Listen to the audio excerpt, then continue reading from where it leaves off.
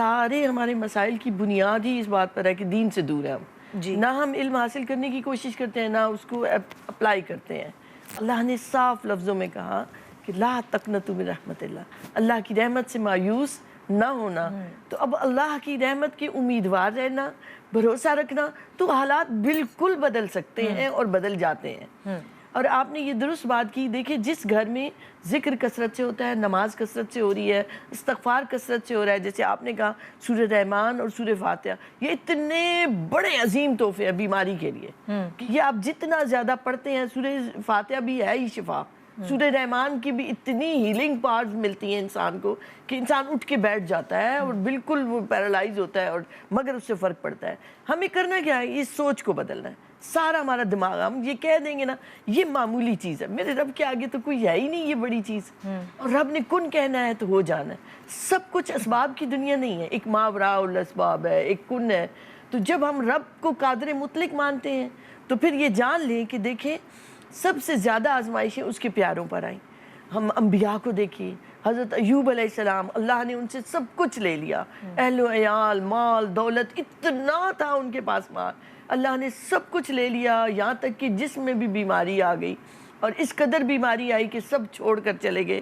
صرف ایک زوجہ ساتھ رہیں جو وضو میں ہیلپ دیتی تھی, یہاں تک کہ وہ کہتے تھے کہ میری زبان اور میرے جو دل ہے اس کو مولا کچھ نہ ہو, کہ زبان سے میں تیرا ذکر کرتا رہوں اور دل میں تیری یاد رہے.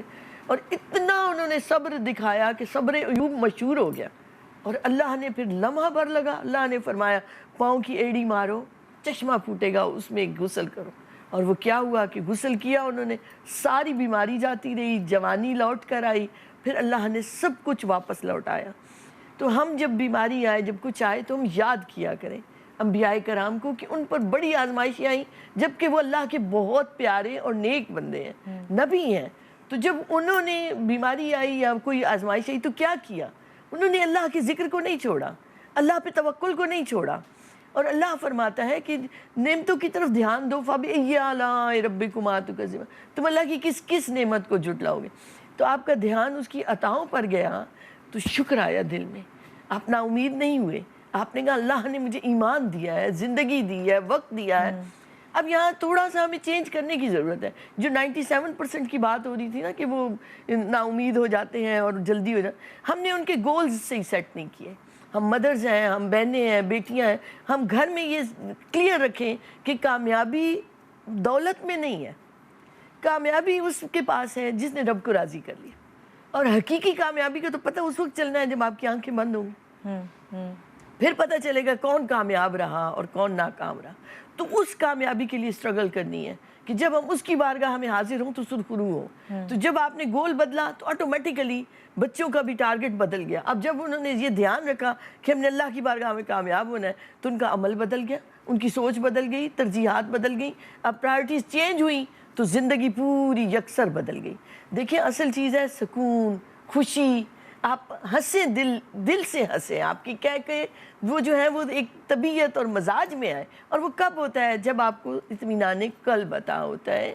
یہ جو چیزیں ہیں یہ سب فانی ہیں, کوئی چیز ہمیشہ رہنے والی نہیں ہے, اور ابدی اور ہمیشہ زندگی رہنے والی وہ ہے. تو اس میں جو کامیاب ہوا وہی کامیاب. تو جب آپ نے بچے کو یہ فیڈ کرا دیا, وہ سوشل میڈیا یوز بھی کر رہا ہے نا, تو وہ اسے برائی سے کراہت اور نفرت محسوس ہو رہی ہے. مجھے معلوم ہے, ہمارے بچے بھی یوز کرتے ہیں, ہمارے سارے بچے اس سافٹ ویئر سے اس سے انجینئر ہیں اور سب, لیکن ایک بچپن سے ان کی طبیعت میں مزاج میں میں نے کہا میں نہ دیکھوں رب دیکھ رہا ہے. آپ موبائل پر کیا دیکھ رہے ہو, آپ لیپ ٹاپ پہ کیا لگا رہے ہو, تو آپ وہ تو کسی لمحے غافل نہیں ہے آپ سے.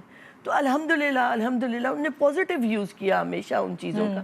ہم ان چیزوں سے کٹ نہیں سکتے, لیکن ان کو سمت دے سکتے ہیں کہ آپ نے کیا چیز دیکھنی ہے, کیا چیز آپ کے لیے فائدہ مند ہے. یہ انفارمیشن آپ کو دے رہی ہیں یہ چیزیں, مگر وزڈم نہیں دیں گی, آپ کی تربیت نہیں کریں گی.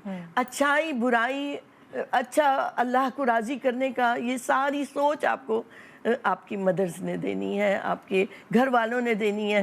اور آپ نے بھی جو بات کی نا کہ فادر نے بھی تو دینی ہے, سوری مدر نے بھی دینی ہے, فادر نے بھی دینی ہے. زیادہ اس کو نا ماں سے فرق پڑتا ہے, کیونکہ ماں ہر وقت اس کے ساتھ, فادرز پھر بری ذمہ ہو جاتے ہیں. انہیں کفالت کرنی ہے, انہیں ان کے لیے معاشی طور پر سٹرگل کر کے لانے ہیں. तो अब एक है कि बच्चा नहीं है, फितरतन उसमें नहीं है, बहादुरी नहीं है या उसमें नहीं है, हिम्मत नहीं है, तो यहाँ भी मैं ये कहना चाहूँगी कि आप उसके उलट उसको कहें। हाँ। अगर कोई बच्चा कमज़ोर है तो यही तो ताकतवर है, यही तो ज़हीन है मेरा बच्चा, एक तरफ उसका ज़हन नहीं चला, दूसरी तरफ चलेगा। तो जब ऐसे अलकाबात से आप पुकारते हैं, और इस्लाम जोर देता है कि बच्चों को अच्छे नामों से पुकारो, और अगर वो कुनज़ेन है तो आप ना कहें उसे कि वो कुनज़ेन है, तो उसका कहीं ज़हन और चलेगा, कहीं और वो अच्छी कारकर्दगी दिखा सकता है। बहुत तो अच्छा। आपने उसको एनकरेज करना है कि आप बेटा ये कर सकते हैं, आप हिम्मत पकड़ें। जी। उसको हमेशा लाइफ में ये याद रहेगा कि हिम्मत पकड़नी है, मायूस नहीं होना, ना उम्मीद नहीं होना, रब हमारा है, ईमान वाले हैं, आप किसी से डरे नहीं। यानी कि ये चीज, ये वाली जद्दोजहद, ये तरबियत का हिस्सा हमने बनाना है। जब कहते हैं ना बच्चा 7 साल की उम्र तक जज्ब करता है, उसी वक्त से अगर हम उसके अंदर ये डेवलप करना शुरू कर देंगे तो शायद बड़े हो के उसको ये नहीं हो, ये जुमला उसके लिए नहीं बना हो कि मायूसी कुफ्र है। डॉक्टर इम्तियाज ने